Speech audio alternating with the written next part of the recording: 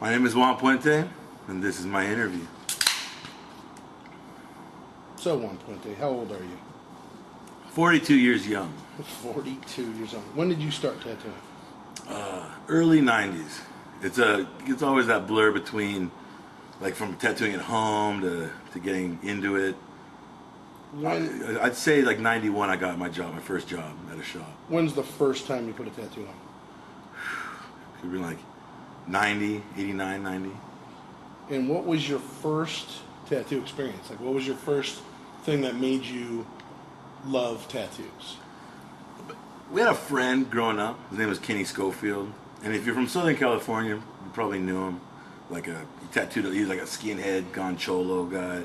And he worked at this little shop in the Puente called Fat George's, who was quite the character himself, God rest his soul, and Kenny's as well.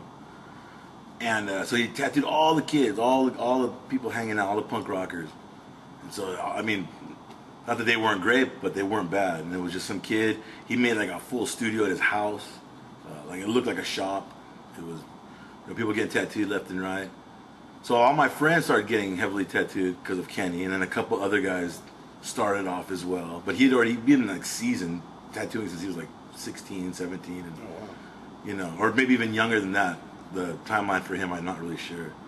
But also going like punk rock shows and stuff, seeing like all kinds of tattoos, coming from Burt Grimm's, coming from Fat George's, Mark Mahoney, like all these people, Bob Roberts, all the people who tattooed all the old, older punk rockers my age. I'm a younger old punk rocker, if you will, So it just all those guys came into play, and you start seeing stuff at shows like, oh, where the hell did you get that? Like, oh my God, and you're like, oh wow. But during my punk rock years, I was into it, but I wasn't into it. I drew them for people here and there and painted leather jackets, but never. Like when I got my first tattoo, it was on a whim. It wasn't like I planned it. I didn't do anything. I was with a buddy at a tattoo shop, and I'm gonna get a fucking kanji, on the inside of my arm. And my buddy yells from across the room, like, "Hey, someone's getting tattooed. Let's go check it out." And he came to the window, and I was the one getting the tattoo. He's like, "Your mom's gonna fucking kill me. I'm dead, and then she's gonna kill you, but I'm dead first." And then that first tattoo, it was pretty much over. Like I was just into it. And it was Joe Satterwhite. He's an old. I think he's still alive. Then I was old. He's not old. He's like it was him and Gilmani at the shop at the time in San Diego. Oh, nice. So, what shop was that? Tattoo Land. Oh, okay. San Diego Tattoo Land, just on a whim. And how did you get started tattooing? Did you have an apprenticeship, or did someone help you? Nah, no. I mean, I hung out at this Fat George's place because my friend Kenny worked there. Corey Miller worked there. Okay, Randy Lane worked there. I mean, a bunch of guys. It was a small shop. So it was as old school as it gets. I guess it was Bob Shaw's shop at one point. There's a bunch of old Flash up there. And then there was this guy, Doug, who is the original person who made the Jim Dandy. Mm-hmm. And I guess he had a bunch of sheets painted and Flash in there. Like, it was just a really cool old neighborhood shop in La Puente, California. And so Kenny, you couldn't drive or something happened to his car. So I'd drive him up there and just hang out, like, all day. I met Danny Dringenberg there. Like, there's a bunch of characters came from that shop. I guess Carrie Barber worked there at one point, Mark Mahoney. Oh, Jesus. Danny Romo. Like, a lot of people had gone through that shop, like, back in the day. Yeah, I remember my only experience at Fat George's was that tattoo that's in Tattoo Time.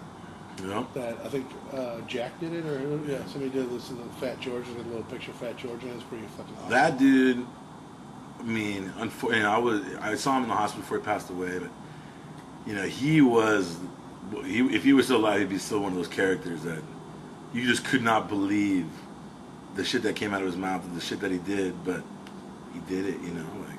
Right. It's too much. And so from there, where did you go from there? How did you get from Fat George's to I know some of your timeline because we're friends, but where did you go from that? Well, so I hang out at Fat George's. Corey Miller's working there. He tattooed me a couple times at Fat George's. Kenny was tattooing me, and then Corey got a job at Tattoo Land. So I followed Corey over to Tattoo Land to get tattooed by him and hang out and do whatever, and I fucking pestered him, like pestered the shit out of him. Like, if you're a tattoo artist, everybody's got at least one of those friends. And I was that one friend who pestered him. So one day, after getting tattooed, I was, and pestering him, he was like, you know what? I'm gonna help you out. And I was like, really? You're gonna help me out? He's like, oh, I'm gonna help you out, but you better be serious. He gave me the rigmarole, like, you better be serious, this, that, and the other. And I was serious. I was like, oh, by all means, man. Like, I'm dead serious. Like, all right, well, we're gonna start making needles first, because that's what you need to learn how to do. Right, traditionally. And I remember at his house, I worked at UPS at like a night shift, like from 10 to 3 in the morning. I remember going to his house in Upland, making needles, and then going to work in Cerritos and driving all the way back to Orange County. And that was my riff for a while, and he'd take the one, oh, these are good, you can have these. Like, he didn't say they were bad, but it's like, oh, why don't you try these for a bit, And I remember one day, this guy, Randy Lane, who worked with him too, he came to his house, and I was making needles. And it was just like, I could hear him in the other room like, why the fuck are you teaching this dude? Are you fucking crazy? And just started like, and I'm in the other room, I can hear them. They're not hiding the conversation at all. And I'm just like, the guy was, and still is, pretty gnarly to this day, and I'm just like, he came in the room like, fucking better do right by this, you know what I mean, dude? Like, he just giving me a hard time about it. And I was like, oh, I'm here to do good. I'm not here to fuck around, like, I'm gonna try my hardest. That's all I can do. I've never done a tattoo. I'm just making needles here for Corey. Right. So, he had to put his 2 cents in. And, with all respect, for sure, you know. And so then, like, Corey went, all right, like, let's get some machines. You got your chips together? Let's do this. And I go, yeah, it's called National. Straight to National, you know what I mean? And what were your first machines you got? He called National, you know what I mean? Like, he called, and got everything started, it was 4 tubes, 4 liners, 4 shaders, some store-bought needles, not the ones that I made, this kind of shit like that. And you remember how to set it? You've been watching me. You remember how to set it up? And like, I'm gonna show you this and that. And the first tattoo I did, like, he wasn't there. You know what I mean? Like, I had been like, I set everything up. I was like, just like, okay, then dry runs. Like, I think it sounds like it works right. Like, everything works right. And then I had a bunch of friends like, I want to get tattooed. I really want to get tattooed by you. And I for like, well, give me a second. They were giving, bringing the drawing. I'm like, I haven't done one yet. They give me a fucking, hold on, But I had good tattoos on me, for the most part. So it wasn't like, they assumed, like, oh shit, what I mean? Like, right. You got good tattoos. Like, you probably do good tattoos. Like, no, hold on. And then the first tattoo I did in my mom's house, a buddy of mine came with a bunch of his buddies. And there was some like Korean type of kanji or whatever, however the writing is called in Korean. And I made the stencil, and I was just like sweating, just visibly like, this is the most horrible day of my life. But like the first line wasn't there. I was just like, oh fuck, are you fucking kidding me? I got 4 dudes standing around me drinking beers, just like a fucking nightmare. Got the tattoo finished, looked like shit. Fixed it up later. But like, when I started doing them, I started doing all these tattoos with like 3s. Like, oh, fucking tribal that big? 3. Just doing like that. And fucking leaving dudes with the craziest looking, like, 1/4-inch raised tribal shit. Sweet, puffy stickers. Man, I got one buddy that I gotta apologize to. I did, like, my 10th tattoo was some Celtic fucking circle thing on an ankle. Right now, it looks like a tribal basketball. It cannot, and I still talk to him, and I don't know if I hope he got a laser. Greg, I'm sorry. Whatever. I am sorry. I love you for it. You helped me get where I'm at today. But, whoa, that was rough. So what was the first shop you got a job at? First shop I got a job at was Classic Tattoo in Fullerton. And it was a weird summer because I tried out at this shop in Laguna Beach called Laguna Tattoo. It was like the neighborhood shop. Right. Bernie Luther worked there, like Leo Zulueta worked there, Gary Cosmola worked there. Like, there were some people that came through there. And I tried out. I brought a buddy in. It was like a Dan Higgs design from a magazine, like all this shit. It took me forever for a fucking half-hour tattoo, It took me like an hour and a half. And like the guy's like, oh, I'll get back with you. And he called me back. He's like, oh, you know what, dude? Ain't gonna work out. Like, this is a summer shop, and like, fucking things are always cooking in that place. Right on PCH in Laguna Beach. You know, it was no harm, no foul. Like, it was the beginning of summer. Oh, cool, man. Thanks for giving me the opportunity. Blah, blah, blah. And then I went home and just started tattooing as much as I could at home. I'd work tattooing all day, then go to work at night at UPS. Like, I just was, buried in it. In there, I meet Eric Mosky. And my daughter's mom lived in northern Orange County, and the shop was up there. So I'd go visit shops and stuff like that. I started going in there. He was actually friendly. And if you knew Eric, he wasn't always friendly. Like, and he was young, too. He's like a couple years younger than me. And, so we started talking, and we started, hanging out, and this and that and the other. And I remember he tattooed me once, and I really didn't get the whole gist of it, because all these guys are my homies tattooing me. They're like, I just want to do this tattoo on you. I'm like, okay, cool. So I tip him a box of gloves. Like, dude, I got you this box of gloves, like, from my stash of gloves.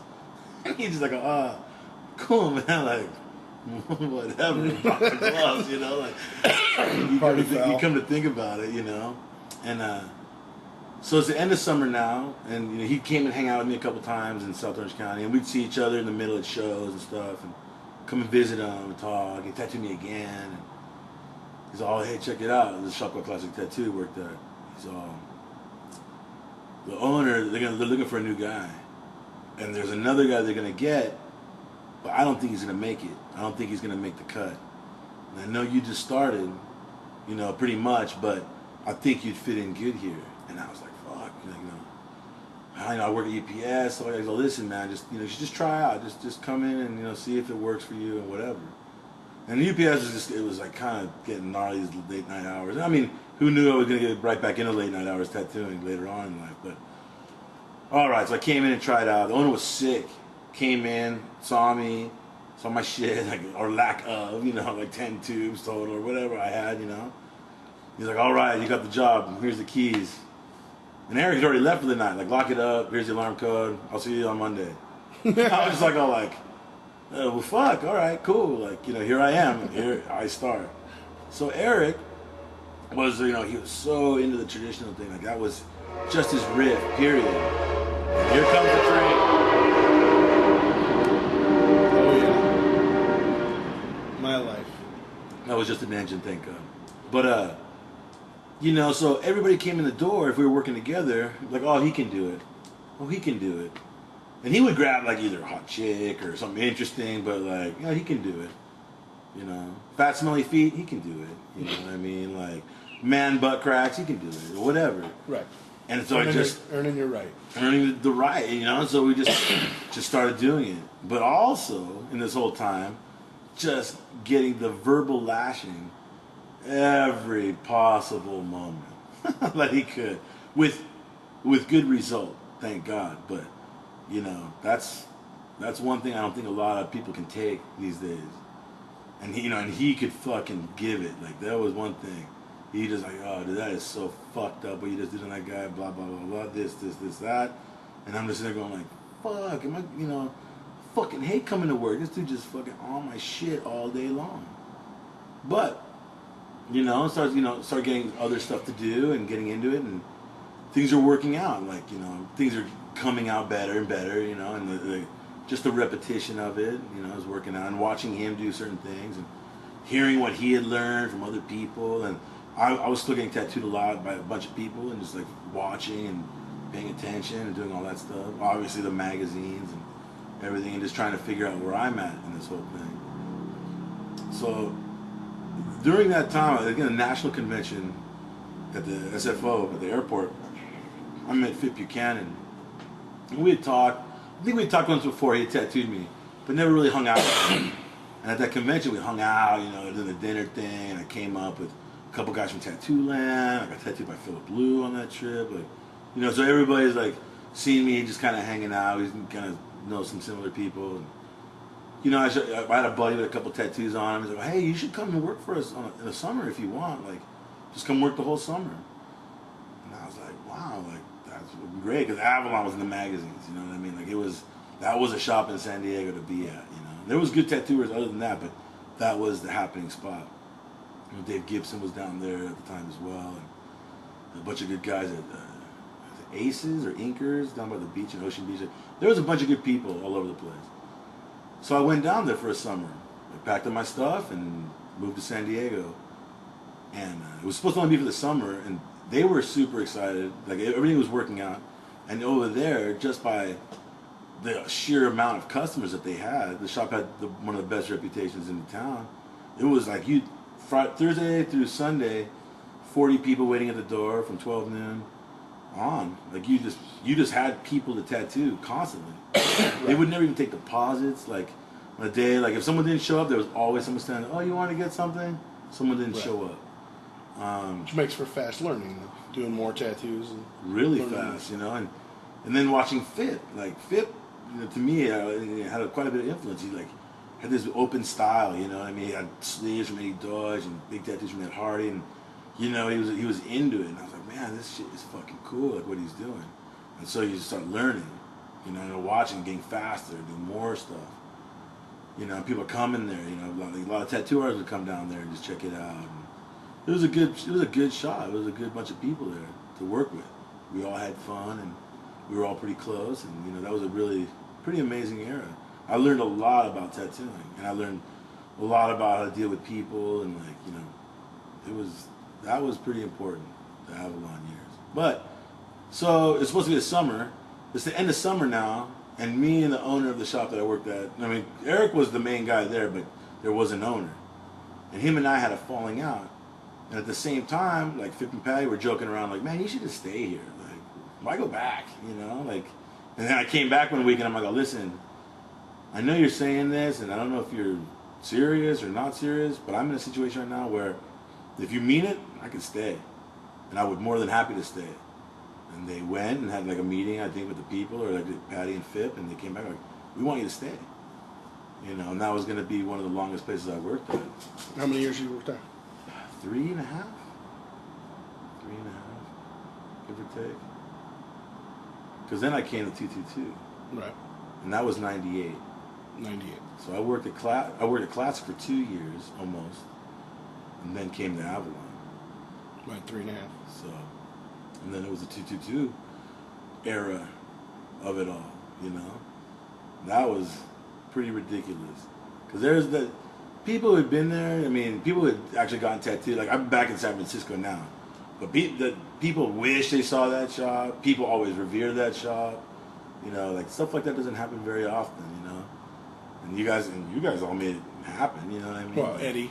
Eddie brought the best Eddie together. had a vision. He knew what he wanted to do, and he had no problem asking you what he wanted, you know. Mm-hmm. And that's, you know, down to the amount of sheets of flash he wanted and how the size he wanted them and stuff like that. Definitely. Yeah. But when like, a lot of people have that vision, but the execution isn't there. Right.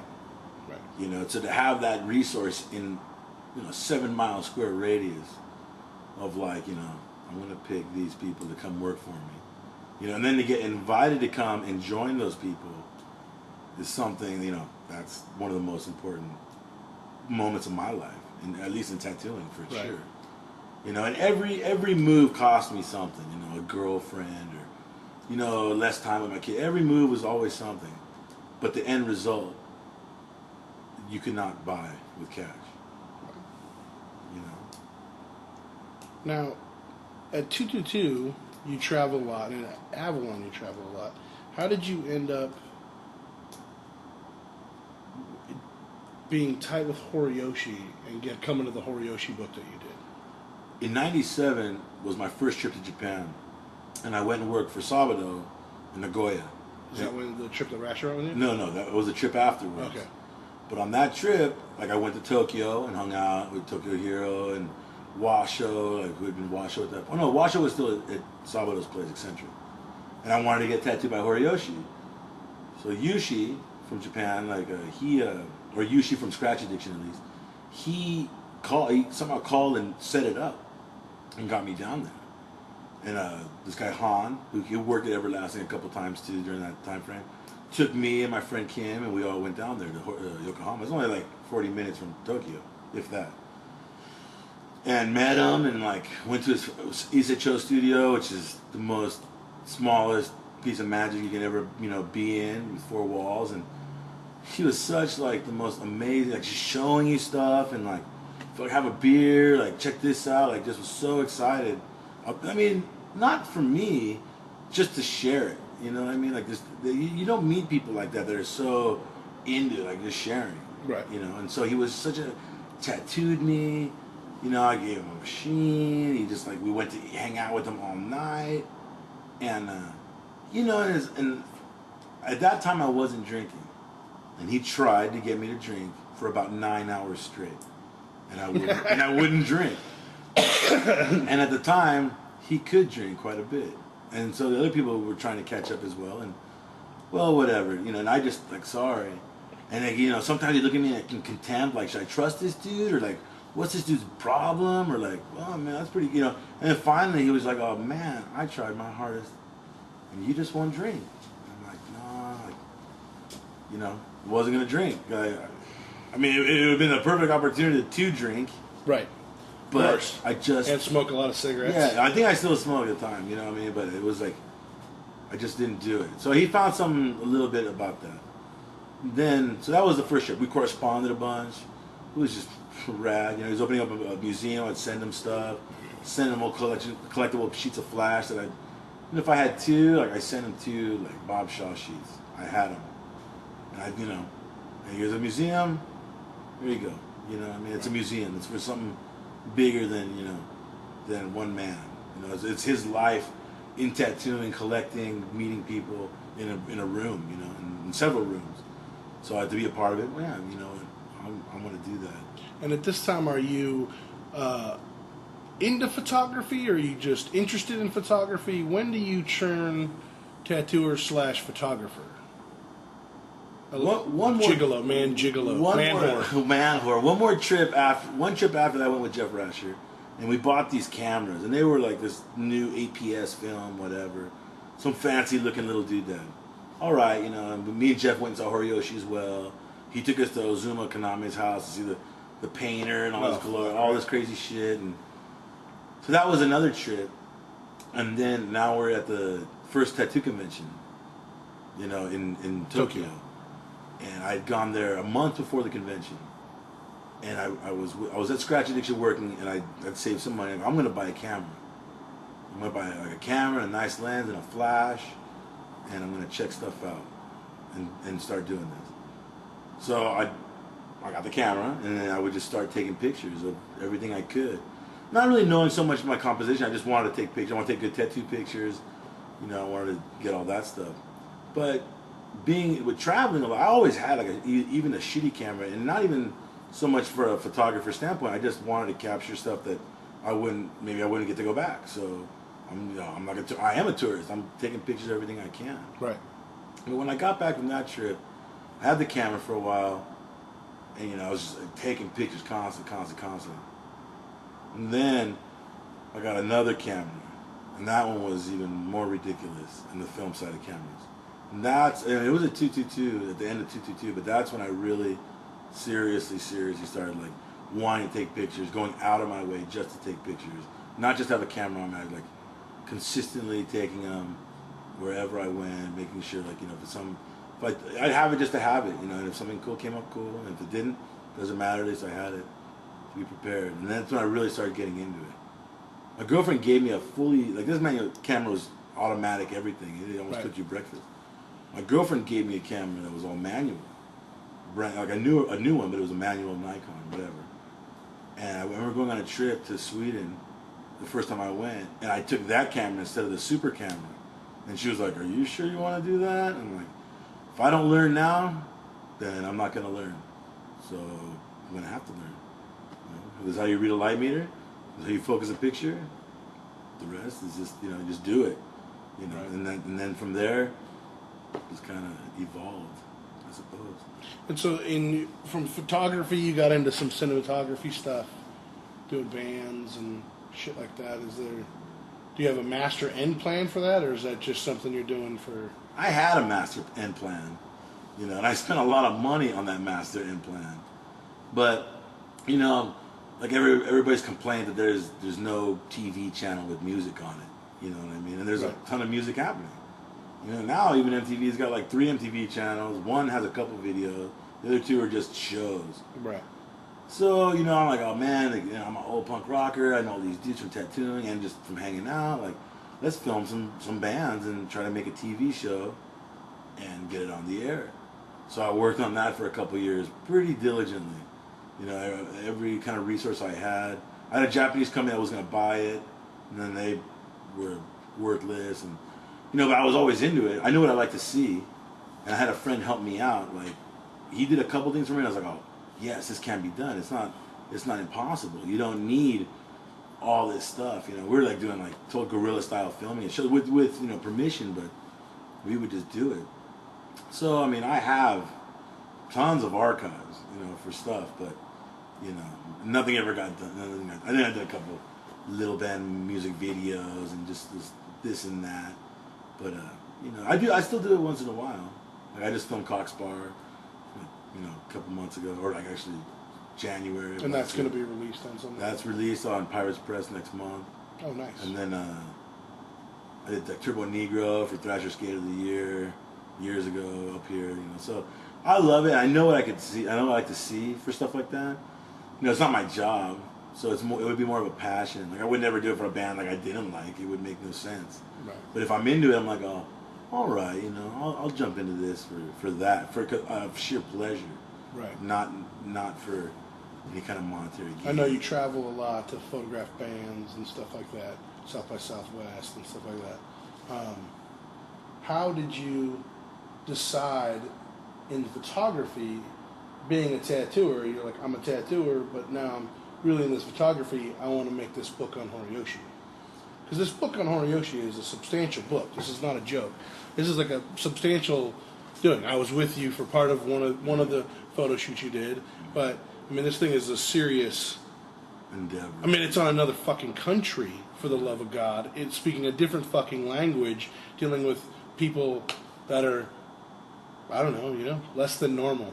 How about that, you know? For lack of better words. Yeah. When we started tattooing, we saw the first books, the Horiyoshi World. Right. And I remember being at Avalon, and Phip got this package from Japan, and it was the books. And he was just ridiculously ecstatic. And I was like, oh, you know, cool. He's like, I don't think you understand. I've been waiting 2 years for these books.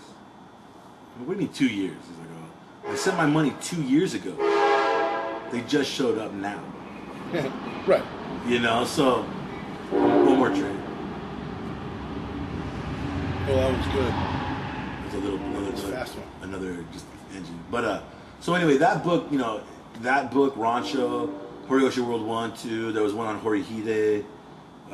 Rancho was a very artistic Japanese photography book. So like people laid out. Yeah, people laid out, and like shit. all that Yeah. stuff. Right. You know, you get all these books, the Japanese Tattoo, another really famous book.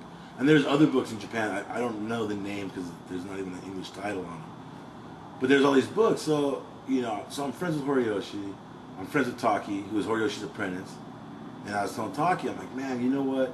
Horiyoshi, it'd be so sick if there was a book like that on Horiyoshi. Like a Horiyoshi's World.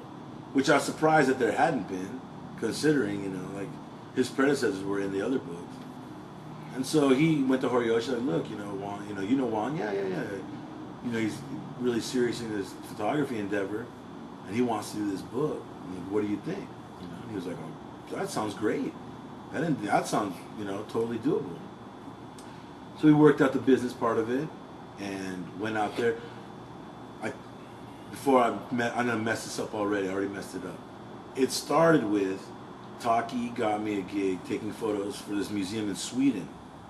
And it was a book on woodblock prints and tattoos, mainly Horiyoshi's tattoos, in this museum in Sweden.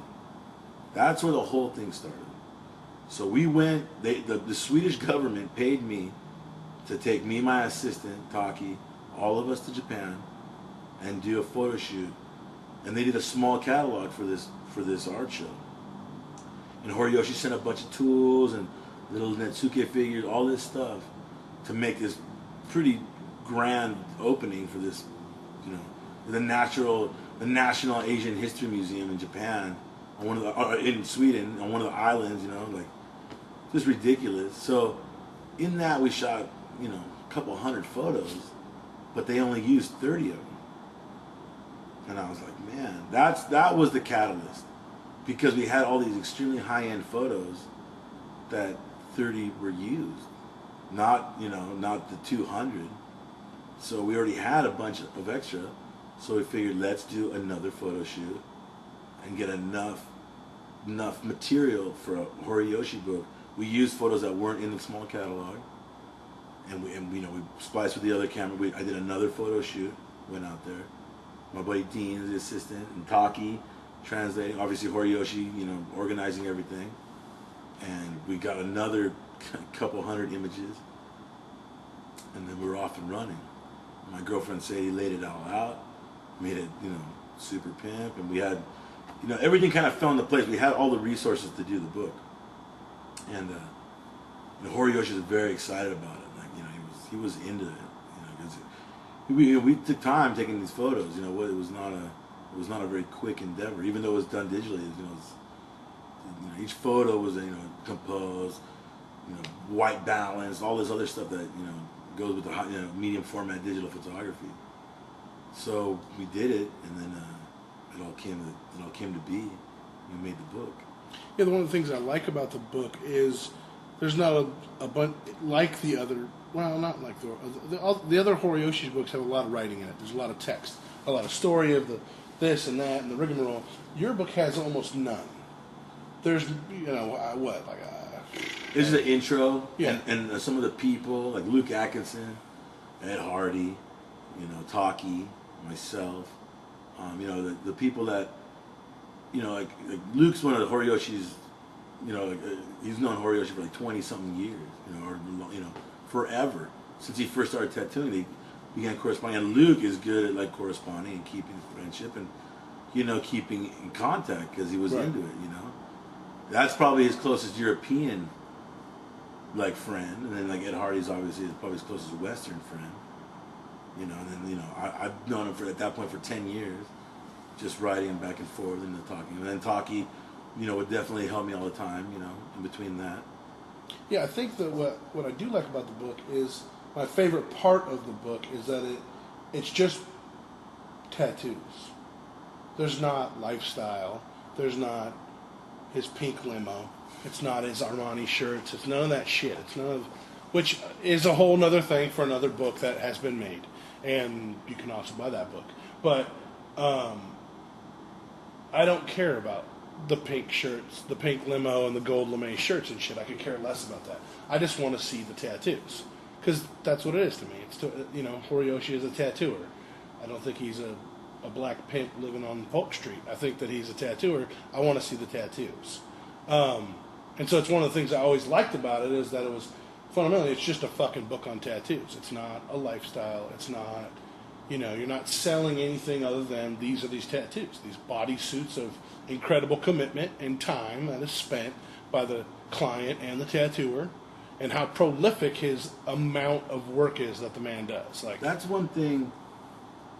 I mean, I think in easily the last 10 years, there's been a lot of publications on Horiyoshi. Right. Taki's published a bunch. I did my one book, and there's a few living legends in tattooing, obviously, but to see the volume of work that one man can accomplish, and he's an older gentleman, so this is like, he may be slowing down, but the fact of the matter is, like, he's done more tattoos than some of us who've been tattooing for the same amount of time, twice over.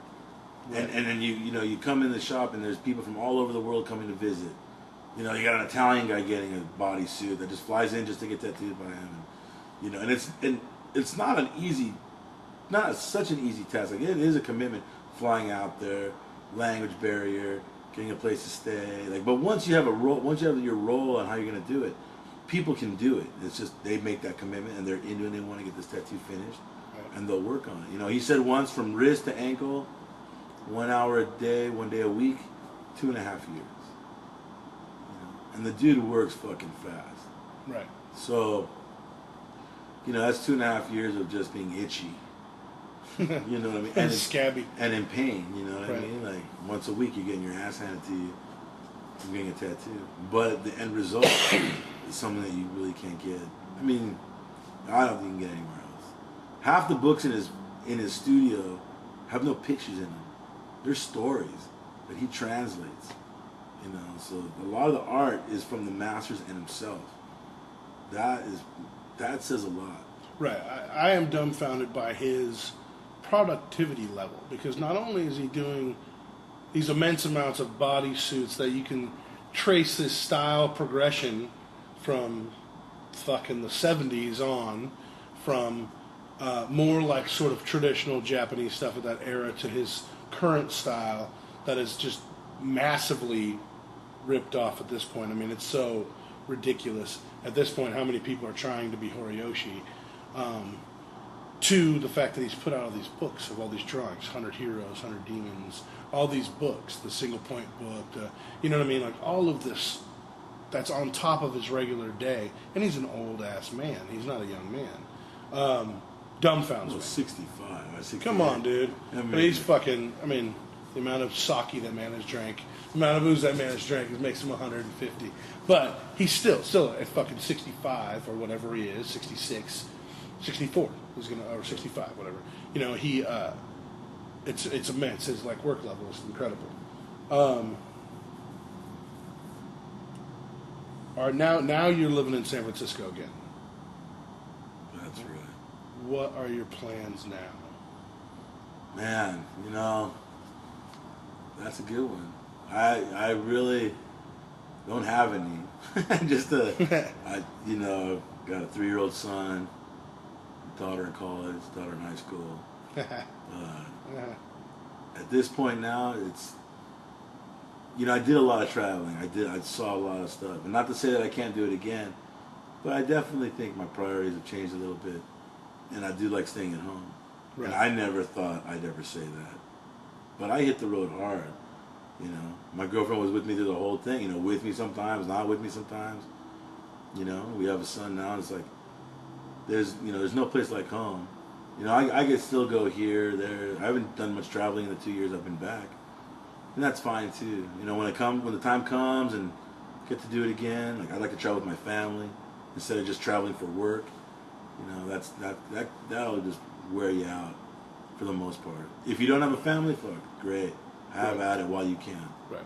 But it's not that crucial anymore. You know, we got good friends here, like good times here. It's a great, it's a great city. It's West Coast city. You know, Midwest has a city. The East Coast got a couple cities. This is our city on the West Coast. Most tattooers have like a single moment or a couple moments that have really truly affected their tattooing. Like I know personally what mine are. Is there points in your life when you, in your tattooing career, when you sort of had an awakening or the most prolific moments of your tattooing? Is there a particular time or a place or a thing? Or I know at the 4-year marker with me, when I'd been tattooing 4 years, I finally felt like, oh fuck, I can actually look at this and I can actually do a tattoo that pretty much looks like this. And I relaxed. I felt so much more relaxed in tattooing instead of feeling like I was fighting and running uphill the whole time to do the tattoo. I finally relaxed, and it really changed how I tattooed because I could finally relax and do the craft. Is there a moment in your life like that? I mean, there is. Like, once I went to Avalon, I felt like I'd made it to a certain level to work with those guys. And they all accepted me, and again, we were all having a good time. And so I would just learn, like, every day there. But I think the first, like, put to the test, I went to Amsterdam in 95. And it was the first time I'd ever left the country. And I worked with Hanky Panky, and me and Freddie Corbin had an apartment in the red light with Dandelion. How was that? It was, for lack of better words, I mean, I can't beat that trip. And I've been on a lot of trips with good friends and good times. But that trip alone, like working with it, like having to adapt to a new station, like or lack of, say, like you just sat where someone wasn't working. You know, like we'd agreed that I'm coming out there. And I'd send him a couple letters and no answer. And I'm like, fuck, this convention's coming up. I'm going to be there for a month and a half. Like, what the fuck am I going to do, you know? So I finally sent him a letter. I want to work every day I'm there. The phone rings and it's the helpers. Like, oh, hey, this is Opa. And Hanky Panky's like, hey, what's up, man? He's like, oh, you can't work every day. Just like first thing out of his mouth. I'm like, oh, I just been calling you and writing you for like a month. Like, you can't work every day. We got a schedule for you. When you get here, you'll get it. I'm like, cool. All right. You know what I mean? Land. I have $50 in my pocket when I land in Amsterdam. And one thing Corey always told me, he's like, don't take any money to any conventions because then you have to make it. You have money in your pocket, you're going to know you have money in your pocket. When you're broke, you're going to have to fucking hustle. Simple as that. So my dad at the airport in LAX like, don't go, you got $100. You spent all this money getting there, you don't have shit. I'm like, oh, I'm going. I don't give a fuck. I'll fucking walk from the airport to there. I don't give a fuck. Like I gotta go. Get there. You know, the cab ride's $50. I don't got shit. I pull up in front of the shop. Freddie's like, it's 11 in the morning. Freddie's like, all right, you know, hey, what's up? Let's put your stuff up in the apartment, whatever. All right, put it up there. Sit down for a second. Like, come down to the shop. We're all there, you know, meet everybody and hang out. And okay, cool. Walk out the front door and the fucking street is just like empty at 11 in the morning. It's a red light district, you know. Like, they have their fun already. And the bar above the tattoo shop just starts playing Iggy Pop, I Want to Be a Dog. You know what I mean? And it's just like the guitar solo hit. It's like out of a movie. And I'm walking down the street like with a cigarette in my hand going like, fuck, it's going to be one of these kind of trips. Like this is going to be one for the books. And, you know, from that point on, like getting used to the shop, like, you know, Hank. You got Hank, 2 babies, you know, a dog, fucking everybody in there. Before the customers even get in there. Right. And the shop was like, tiny. Like, you know, there's a part of the shop. I'm not that tall. My head almost hit the ceiling. Right. Now I tattooed Hank's daughter that was 2 when I was there last year at Blackheart. You know what I mean? It's just like, where the fuck did this time go?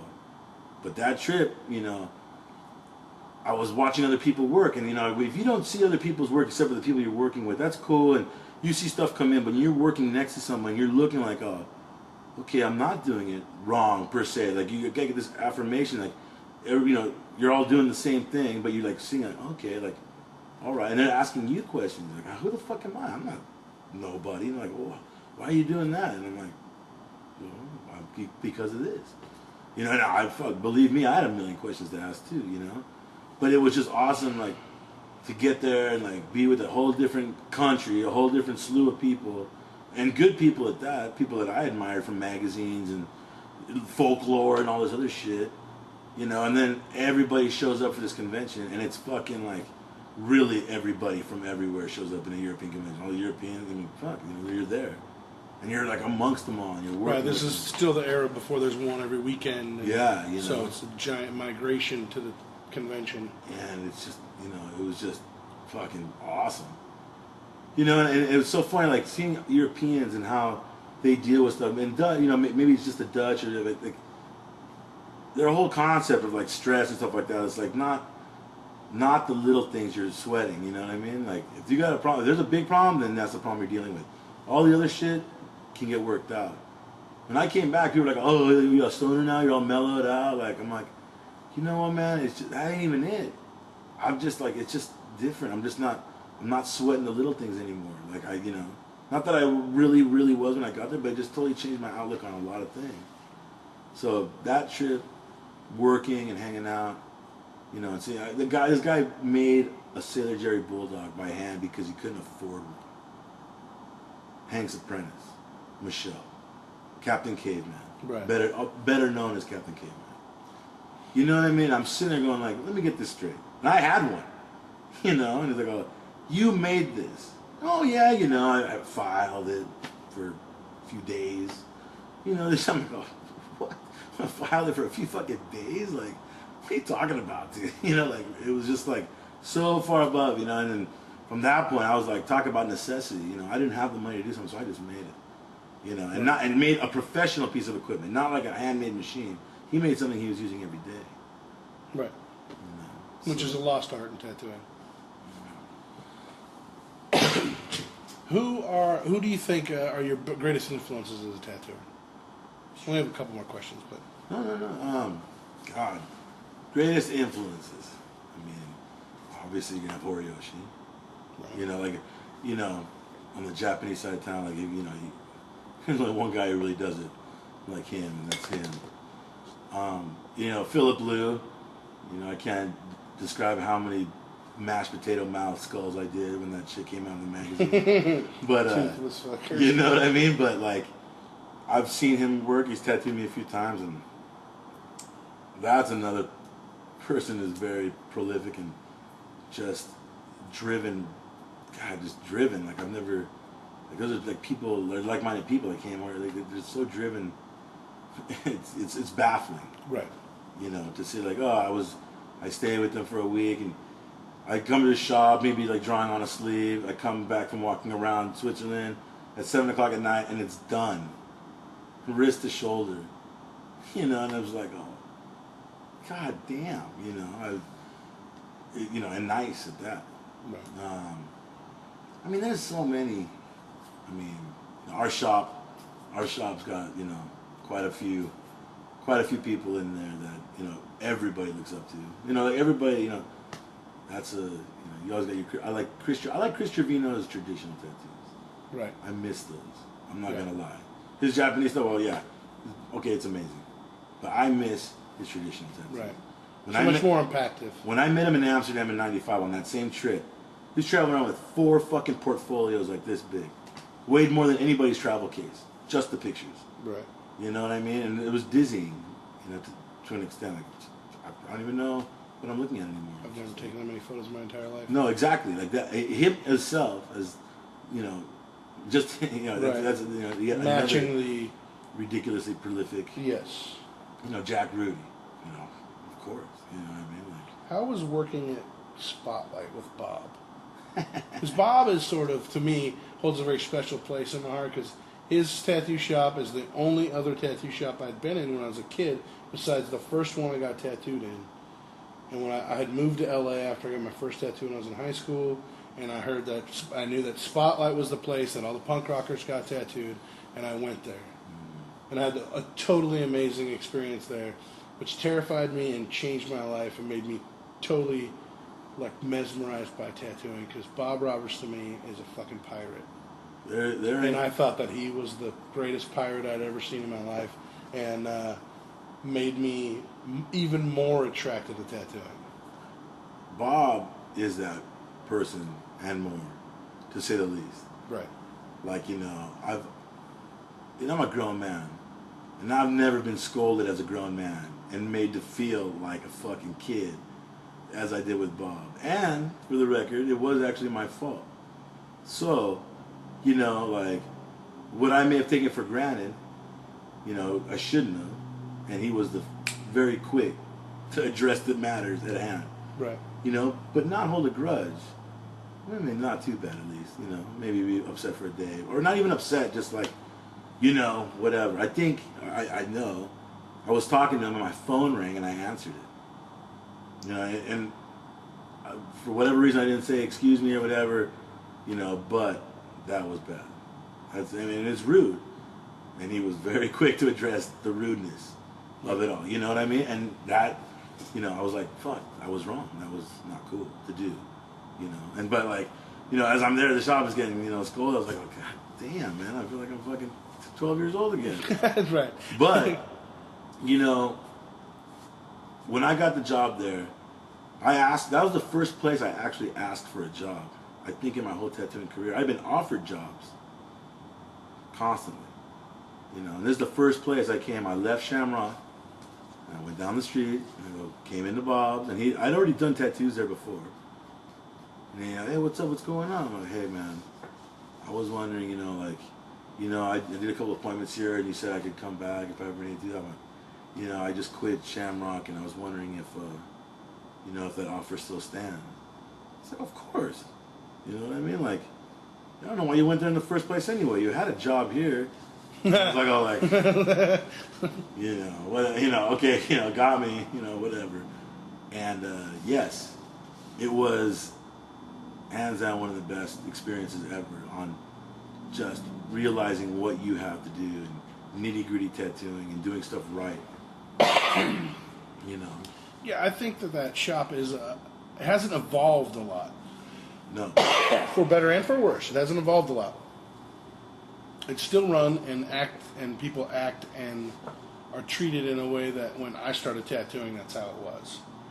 Now it's very different through the evolution of mankind and the yuppification of tattooing and however you want to do it, the homogenizing, the gentrification, whatever you want to fucking call it. How we get to people walking in the door with their iPhone, this is the tattoo I want. Like, really, motherfucker? You know what I mean? So, but that shop still runs the way that they used to run. Do they have a helper now? God only knows. Probably not. Probably still don't have a helper. And so I admire it for it. You know, it was for yourself, you know, and for the shop. You know, the glory was for everybody and yourself, but you took care of yourself, and you took everybody at the shop as well. You know, that's how it went down. If you had a question, Bob would always help you out with it. Charlie would help you out with it. You know what I mean? Like, Baby Ray would try to help you out with whatever he could. Sometimes too much. You know what I mean? But, you know, like, yeah, there's no... I mean, tattooers are spoiled, I mean, I guess. You know, like, I don't know a lot of people who could have worked there during the time that I worked there. You know, luckily I had customers already. I had a lot of people. Like, it worked out. Like, I had my rib. Right. And I got the golden pass from Bob, which he will never give out again. You know, you can do whatever you want. I was like, oh, all right. So I may have abused it. Sorry, Bob. But at the same time, I remember one time he asked me, like, hey, do you want to be on a schedule? I'm like, no. He's like, all right.